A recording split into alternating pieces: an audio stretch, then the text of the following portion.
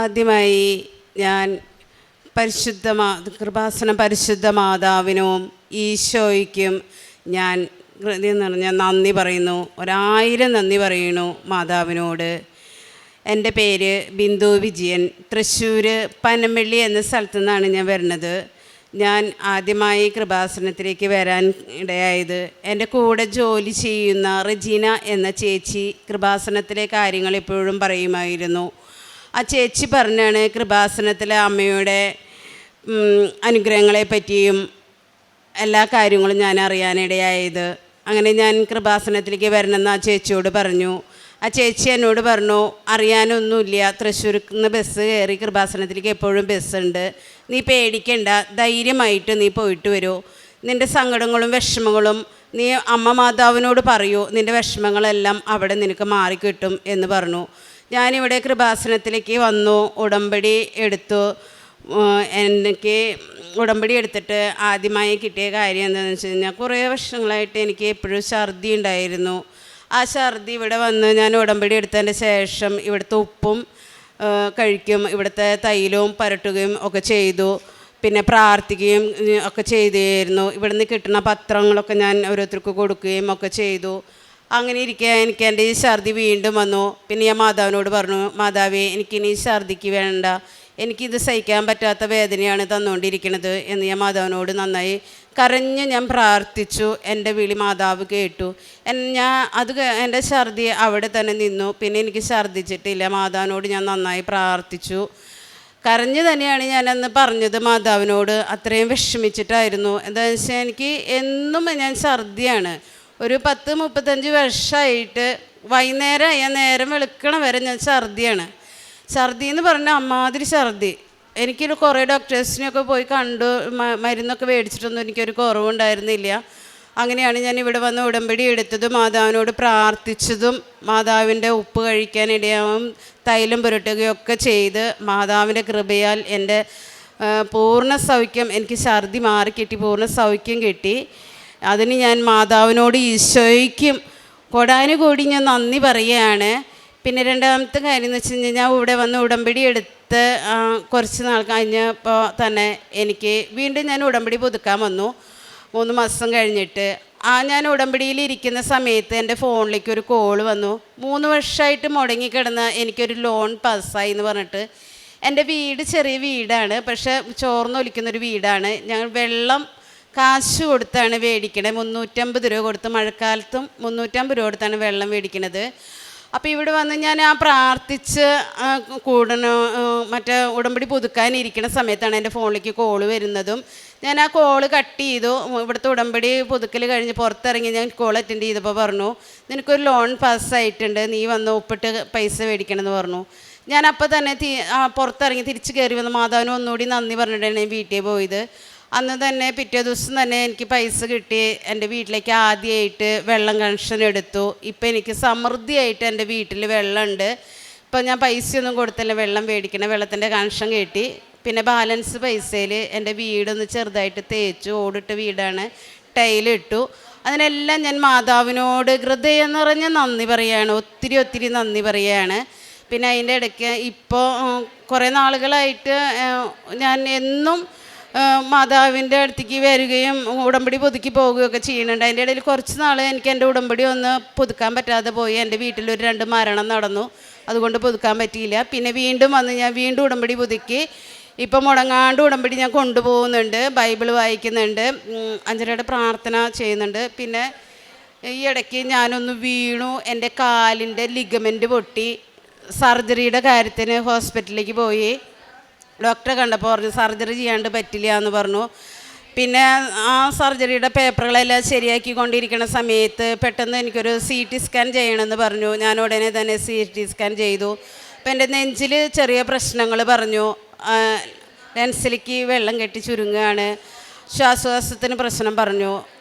അപ്പോൾ ഇതൊരു ക്യാൻസറുടെ ലക്ഷണമാണോ എന്ന് അവർ പറഞ്ഞ നിമിഷം തന്നെ ഞാനിവിടെ കൃപാസനത്തിലേക്ക് വരികയും ഉടമ്പടി പുതുക്കുകയും ഇവിടെ വന്ന് അച്ഛനെ കാണുകയും ഉണ്ടായി. അച്ഛനോട് പറഞ്ഞു, ക്യാൻസറുടെ കാര്യം പറഞ്ഞു. അച്ഛൻ എനിക്ക് ഇവിടുത്തെ തൈലം തന്നു. തൈലം തന്നത് എവിടെയാണ് നിനക്ക് വേദന എന്നുണ്ടെങ്കിൽ അവിടെ പ്രാർത്ഥിച്ചിട്ട് പറ്റാൻ പറഞ്ഞു. വിശ്വാസ പ്രമാണം ചൊല്ലി ഞാനത് അവിടെ പരട്ടി. 2 ദിവസം കഴിഞ്ഞപ്പോൾ വീണ്ടും എനിക്കൊരു എൻഡോസ്കോപ്പി ചെയ്യണമെന്ന് പറഞ്ഞു. എൻഡോസ്കോപ്പി ചെയ്തു. എൻഡോസ്കോപ്പി ചെയ്ത റിസൾട്ട് വന്നപ്പോൾ എനിക്കവിടെ ഒരസുഖവും ഉണ്ടായിരുന്നില്ല. അതിൻ്റെ ഇടയിൽ എൻ്റെ കാലെല്ലാം നീര് വന്നു, എനിക്ക് നടക്കാൻ പറ്റാണ്ടൊക്കെ ഇരുന്നു. അപ്പോൾ എനിക്ക് ഒരു സ്കാനും കൂടിയും പറഞ്ഞിട്ടുണ്ടായിരുന്നു. ആ സ്കാൻ ചെയ്തപ്പോൾ 1 മാസം ഞാൻ ക്വാറൻറ്റൈനിൽ പോയി. അപ്പോൾ എനിക്ക് പ്രാർത്ഥന കേൾക്കാൻ എനിക്ക് പറ്റില്ല. ഈ പുസ്തകം കൊണ്ടുപോകേണ്ട കാര്യം പറഞ്ഞപ്പോൾ അവർ പറഞ്ഞു, നമ്മൾ എന്ത് സാധനം കൊണ്ടുപോയാലും തിരിച്ചു വരുമ്പോൾ അത് കത്തിച്ച് കളയുമെന്ന് പറഞ്ഞു. പക്ഷേ ഞാനെന്നാലും കൃപാസനത്തിലൊരു പത്രവും എൻ്റെ കൊന്തയും ഞാൻ കയ്യിൽ പിടിച്ചു. അവിടെ ചെന്ന് ഞാൻ സ്കാൻ കഴിഞ്ഞ വശം അവരെന്നെ ക്വാറൻറ്റൈനിൽ കൊണ്ടിരുത്തി. അപ്പോഴും 1 മാസം എൻ്റെ വീട്ടുകാരെ ഞാൻ കാണുന്നില്ല, അടച്ച റൂമിലാണ്. പക്ഷേ ഇവിടെ ഈ കൃപാസനത്തിൽ വന്ന് പരിചയപ്പെട്ട പ്രീത എന്ന് പറഞ്ഞൊരു കുട്ടി ആ സമയം എന്നെ വിളിച്ചു, ചേച്ചി വിഷമിക്കേണ്ട, ചേച്ചിക്ക് ആ പ്രാർത്ഥന കേൾക്കാൻ ഞാനൊരു വഴിയൊരുക്കാം. ഞാൻ പറഞ്ഞു, എനിക്ക് ടച്ച് പോകണമൊന്നുമില്ല, എൻ്റെ കയ്യിൽ ചെറിയ പോകണം, ഞാൻ എന്ത് ചെയ്യും, എൻ്റെ 5:30 പ്രാർത്ഥന മുടങ്ങും, വൈകുന്നേരത്തെ പ്രാർത്ഥന മുടങ്ങും, വിഷമിക്കേണ്ട എന്ന് പറഞ്ഞു. പുലർച്ചെ കൃത്യം അവളുടെ ഭർത്താവിൻ്റെ ഫോൺ ഓണാക്കി, അവളുടെ ഫോൺ ഓണാക്കി വെച്ച് അവളെൻ്റെ ഈ ചെറിയ ഫോണിലേക്ക് ഇവിടുത്തെ 5:30 പ്രാർത്ഥന എന്നെ കേൾപ്പിച്ചു. ഞാൻ ആ സമയത്തെല്ലാം 1 മാസം അവൾ പ്രാർത്ഥിച്ച പ്രാർത്ഥനകളാണ് ഞാൻ ഇവിടെ ഓൺലൈനായിട്ട് കേട്ടോണ്ടിരുന്നത്. ഈ കഴിഞ്ഞ ആഴ്ച അച്ഛൻ ഇവിടെ 5:30 പ്രാർത്ഥനയിൽ ഞാൻ ആ പ്രാർത്ഥന ഓൺലൈനിൽ കേട്ടുകൊണ്ടിരിക്കുമ്പോൾ എൻ്റെ ഫോണിൽ ഞാൻ കുഞ്ഞു ഫോണിൽ ഞാൻ കേട്ടുകൊണ്ടിരിക്കുകയാണ്, എനിക്ക് പുറത്തിറങ്ങാൻ പറ്റില്ല. കേട്ടുകൊണ്ടിരിക്കുമ്പോൾ പറയുന്നത്, ശരീരം മുഴുവൻ നീരുള്ള ഒരു വ്യക്തിക്ക് ഇന്ന് ഒരു സഹോദരിക്ക് കർത്താവ് സൗഖ്യം കൊടുക്കുന്നു. ആ നിമിഷം ഞാൻ അത് ഞാനാണെന്ന് വിചാരിച്ച് അച്ഛൻ പറഞ്ഞ വാക്ക് എൻ്റെ ഹൃദയത്തിലേക്ക് ഞാൻ എടുത്ത് ആ നിമിഷം ഞാൻ എൻ്റെ മാതാവിനോട്, ഈശോയോട് ഞാൻ പ്രാർത്ഥിച്ചു, മാതാവേ ഈ നിമിഷം നീ എൻ്റെ ശരീരത്തെ നീര് മുഴുവൻ മാറ്റിത്തരണമേ എന്ന് ഞാൻ മാതാവിനോട് പ്രാർത്ഥിച്ചു. എന്താണെന്ന് വെച്ചാൽ എനിക്ക് നടക്കാൻ പറ്റില്ല. ഈ സ്കാൻ കഴിഞ്ഞതിന് ശേഷം, സർജറി കഴിഞ്ഞതിന് ശേഷം നീര് മുറ്റിയിട്ട് ഒരാളുടെ സഹായം ഇല്ലാണ്ട് ഒന്നും ചെയ്യാൻ പറ്റില്ല. അത് ഞാനൊരു മാസം ക്വാറൻറ്റൈനിൽ ഇരിക്കണത്. പ്രായമായ അമ്മ വാതുക്കെ ചോറ് കൊണ്ടുവച്ച് തരും, ഞാനതെടുത്ത് കഴിക്കും, പാത്രം അതുപോലെ വയ്ക്കും. അപ്പം അത്രയും ഒരു ബുദ്ധിമുട്ടിയിരിക്കുന്ന സമയത്താണ് ഇവിടെ അച്ഛൻ്റെ പ്രാർത്ഥന ഞാൻ ഈ ചെറിയ ഫോണിൽ കേൾക്കണതും ഓക്കെ. അപ്പം അമ്മ എന്നെ വിളിച്ചിട്ട് പറഞ്ഞു, മരുന്ന് കഴിക്കാൻ സമയമായി, നീ എനിക്ക്. ഞാൻ പറഞ്ഞു, ഞാൻ എനിക്കില്ല അമ്മ, എന്താണെന്ന് വെച്ചാൽ അച്ഛൻ ദേ ഇപ്പോൾ പ്രാർത്ഥിച്ചുകൊണ്ടിരിക്കുകയാണ്, ഈ നീര് മുഴുവൻ ഈ നിമിഷം മുതൽ എൻ്റെ ശരീരത്തു നിന്ന് പോകും. അപ്പോൾ ഈശോയും അമ്മ ഇപ്പോൾ വരും, അപ്പോൾ ഞാനതുകൊണ്ട് കണ്ണു തുറക്കിൽ, ഞാൻ എനിക്കില്ല, ഞാൻ ഈ നിമിഷം മുതൽ എൻ്റെ അമ്മയോട് ഞാൻ കൂടെ ഇരിക്കാനാണ് ഞാൻ ആഗ്രഹിക്കുന്നത്. എന്നാൽ ശരി, നീ കുറച്ച് കഴിയുമ്പോൾ മരുന്ന് കഴിച്ചാൽ മതി എന്ന് പറഞ്ഞു. പക്ഷേ ഞാൻ ഈ പ്രാർത്ഥനയിൽ മുഴുവൻ അച്ഛൻ പ്രാർത്ഥിച്ച് മുഴുവൻ ഞാൻ കേട്ടു കഴിഞ്ഞ് ഒരു 3/4 മണിക്കൂർ കഴിഞ്ഞപ്പോണ്ട് ഞാൻ ആ കിഴക്കേന്ന് തന്നെ എണീറ്റു, കാല് ഞാൻ നിലത്ത് കുത്തി, കട്ടിലുമെന്ന് എണീറ്റ് ഞാൻ കാല് ഞാൻ കുത്തി ഉറപ്പിച്ച് തന്നെ ഞാൻ ചവിട്ടി. പക്ഷെ ഞാൻ വീഴുമെന്ന് വിചാരിച്ചു. പക്ഷെ അവിടെയെല്ലാം എൻ്റെ അമ്മ മാതാവ് എന്നെ ഉള്ളംകരത്തിൽ താങ്ങി. ഞാൻ എൻ്റെ കാലയിലേക്കാണ് ആദ്യം നോക്കിയത്, കാലിന് നീരെങ്ങനെയാന്ന്. പക്ഷെ എൻ്റെ കാലുമ്മ നീര് കാണാനില്ല. എത്ര എന്താ പറയുക, എനിക്ക് ആ നിമിഷം ഈ കൃപാസനത്തിലേക്ക് ഓടി വന്ന് എൻ്റെ അമ്മയോട് ആ നിമിഷം എനിക്ക് സാക്ഷ്യം പറയണം, അച്ഛനോട് പറയണം എന്നൊക്കെ എനിക്ക് ഭയങ്കര ആഗ്രഹമായിരുന്നു. പക്ഷെ എനിക്ക് ക്വാറൻറ്റൈനിൽ ഇരിക്കണ കാരണം എനിക്ക് ഇങ്ങോട്ട് വരാൻ സാധിച്ചില്ല. പിന്നെ ഞാൻ ഇന്നാണ് ഇങ്ങോട്ട് വരുന്നത്. പിന്നെ അതിൻ്റെ ഇടയ്ക്ക് ഈ കാല് നീരായിട്ട് ഇരിക്കണതിൻ്റെ ഇടയിലും ഞാനിവിടെ വന്ന് എൻ്റെ ഉടമ്പടി ഞാൻ പുതുക്കിപ്പോയി. വീട്ടിലൊരു അമ്മോട് ഇപ്പോൾ വരാമെന്ന് പറഞ്ഞൊരു ചെറിയ കള്ളം പറഞ്ഞാണ് ഞാൻ വന്നത്. എന്താ വെച്ചാൽ എനിക്ക് നടക്കാൻ പറ്റില്ല, കാലിൻ്റെ ലിഗമെൻറ്റ് പൊട്ടിയിട്ടാണ് ഇരിക്കണത്. പക്ഷേ ആ സമയത്തും ഞാനിവിടെ വന്ന് എൻ്റെ ഉടമ്പടി പുതുക്കി ഞാനൊരു 4 മണിയാകുമ്പോഴേക്കും വീട്ടിലെത്താവുന്ന രീതിക്ക് എൻ്റെ മാതാവിൻ്റെ വീട്ടിൽ എന്നെ എത്തിച്ചു. അപ്പം ഇത്രത്തോളം എന്നെ നടത്തി എൻ്റെ മാതാവിന് ഞാൻ നന്ദി പറയണു. പിന്നെ ഞാൻ ചെയ്ത കാര്യങ്ങൾ എന്തെന്ന് വെച്ച് കഴിഞ്ഞാൽ, ഇവിടെ നിന്ന് പത്രം മേടിച്ച് എല്ലാവർക്കും ഞാൻ പത്രം കൊടുക്കും. പിന്നെ എന്നെക്കൊണ്ട് ഏറ്റവും കൂടുതൽ ഞാൻ പോയിരിക്കുന്നത് രോഗികളുടെ അരികിലേക്കാണ്. എന്താണെന്ന് വെച്ചാൽ രോഗികൾക്ക് വേണ്ടി പ്രാർത്ഥിക്കാനും അവർക്ക് എന്നാൽ കഴിയുന്ന സഹായങ്ങൾ ചെയ്യാനും ഞാൻ എപ്പോഴും ഒരു കരുതൽ കാണിച്ചിട്ടുണ്ട്. അപ്പോൾ അതുകൊണ്ട് ഞാൻ എപ്പോഴും രോഗികളുടെ ഇടയിൽ, അതുപോലെ ഈ പത്രങ്ങളൊക്കെ ഞാൻ കൊടുത്തുകൊണ്ടിരിക്കുന്നത് ബസ് സ്റ്റാൻഡിലും ആസ്പത്രികളിലും പിന്നെ ഞങ്ങളുടെ തൃശ്ശൂർ ടൗണിൽ റെയിൽവേ സ്റ്റേഷനിൽ ഒക്കെയാണ് ഞാൻ പത്രം കൊടുക്കണത്. പിന്നെ എൻ്റെ അയലൊക്കത്ത് പിന്നെ ഞാൻ ഉപ്പും ഇതും മേടിച്ച് കൊടുക്കാറുണ്ട് എല്ലാവർക്കും. പിന്നെ എന്നാൽ കഴിയുന്ന സാമ്പത്തിക സഹായം ആർക്കെങ്കിലും രോഗമായിട്ടിരിക്കുന്നവർക്ക് ഞാൻ കൊടുക്കാറുണ്ട്.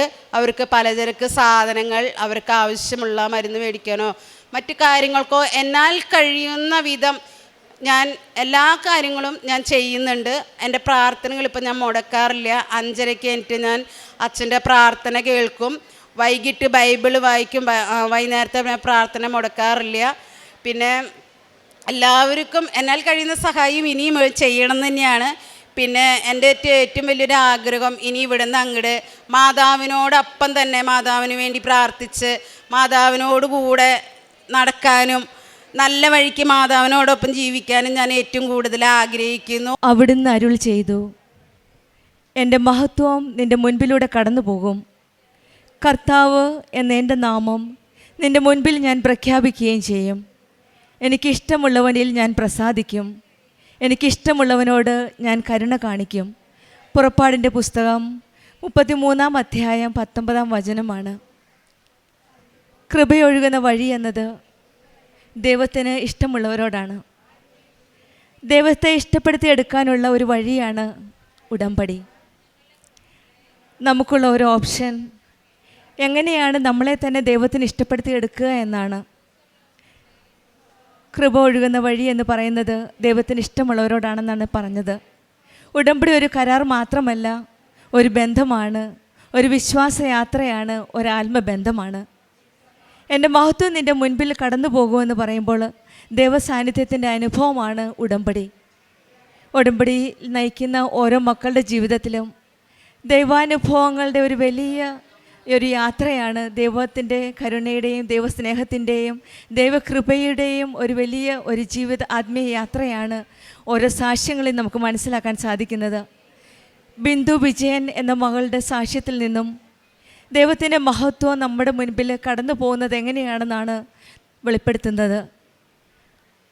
ആ ദൈവത്തിൻ്റെ മഹത്വമാണ് ഈ മകളുടെ സാക്ഷ്യത്തിൽ നമുക്ക് മനസ്സിലാക്കുന്നത്.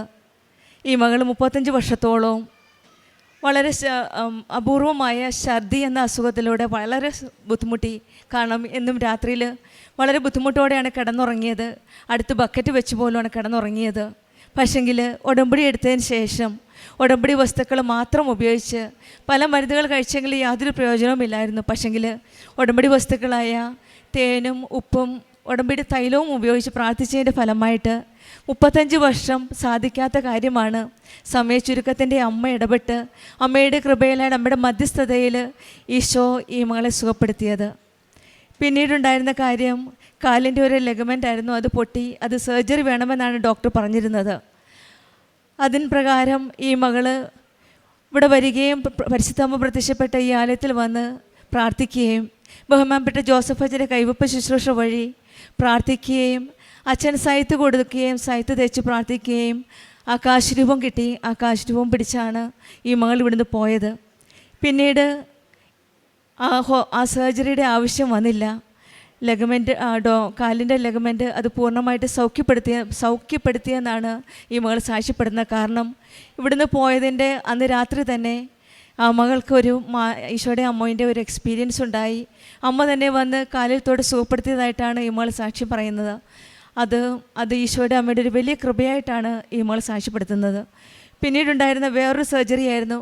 ചെസ്റ്റിൽ അസുഖം വന്നപ്പോഴും ഇതുപോലെ തന്നെ ഡോക്ടേഴ്സ് വീണ്ടും സർജറിയൊക്കെ പറഞ്ഞിരുന്നു. പക്ഷേ അവിടെയും ഈശോയുടെ അമ്മയുടെ ഒരു വലിയ സാന്നിധ്യമായിരുന്നു ഈ മകളുടെ കൂടെ ഉണ്ടായിരുന്നത്.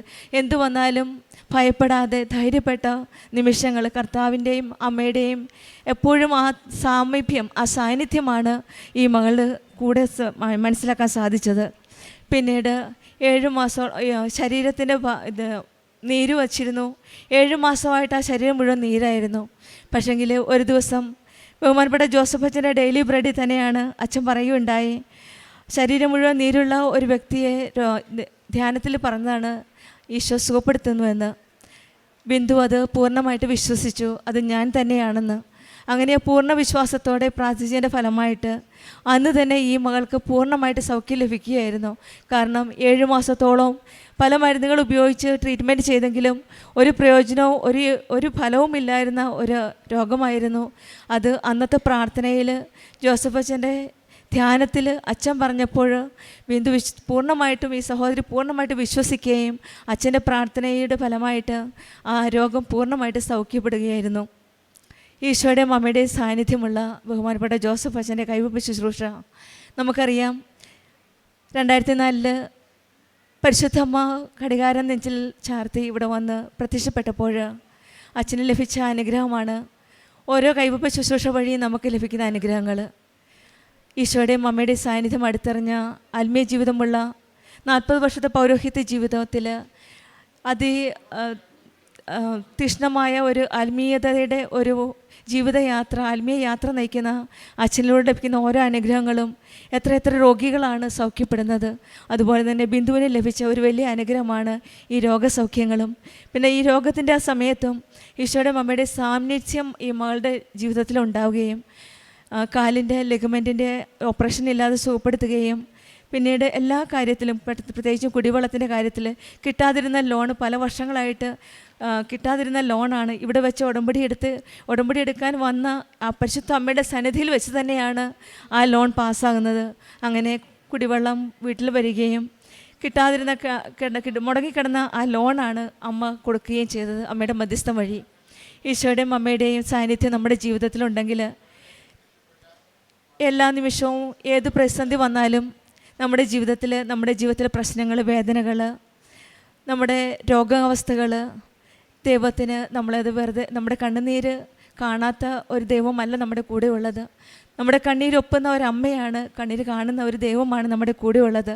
ഉടമ്പടി മക്കളുടെ ജീവിതത്തിൽ ദൈവത്തിൻ്റെ നന്മ നമ്മുടെ കൂടെ കടന്നു പോകുന്നത് ഉടമ്പടിയിലൂടെയാണ്. എൻ്റെ മഹത്വം നിൻ്റെ മുൻപിലൂടെ കടന്നു പോകുമെന്നാണ് കർത്താവ് പറയണത്. അത് ഉടമ്പടിയിലൂടെയാണ്. ദൈവത്തിൻ്റെ മഹത്വം മനസ്സിലാക്കുവാൻ സാധിക്കുന്നതും ഉടമ്പടി ജീവിതം കൂടുതൽ തീഷ്ണതയോടെ ആത്മാർത്ഥതയോടെ ജീവിക്കുമ്പോഴാണ്. നമ്മുടെ ജീവിതത്തിലും ദൈവത്തിൻ്റെ മഹത്വം നമ്മുടെ മുൻപിലൂടെ കടന്നു പോകുവാൻ നമുക്കും കാണുവാൻ ഇടവരട്ടെ എന്ന് പ്രാർത്ഥിക്കാം.